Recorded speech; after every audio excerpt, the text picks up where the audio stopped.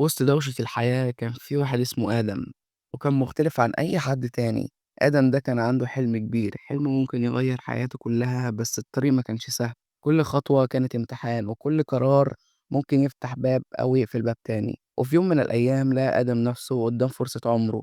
المبنى الكبير اللي قدامه كان مليان تحديات، بس كان عارف حاجة واحدة: النجاح مش للكسل، والفرص مش بتيجي مرتين. خطوة ورا خطوة دخل المكان، وعينه مركزة على الهدف وقلبه مليان عزيمة.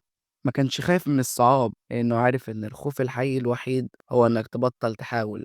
واجه عقبات وواجه تحديات أكبر من أي حاجة شافها قبل كده، بس مع كل عقبة كل خطوة قربته أكتر من حلمه. كل لحظة تعب كانت دليل على شجاعته وعلى قوة اللي جواه. وفي الآخر خرج آدم مش بس بالهدف، لكن كمان بالإيمان بنفسه وبالقوة اللي اكتشفها وبالدرس الأهم: كل حاجة ممكنة لو عندك الجرأة تبدأ وتستمر وتؤمن بنفسك. المدينة الكبيرة والفرص كتيرة، بس كل حاجة بتبدأ بخطوة واحدة، خطوة نحو حلمك، نحو قوتك الحقيقية. كان معكم مازن من قناة ظلال الغموض.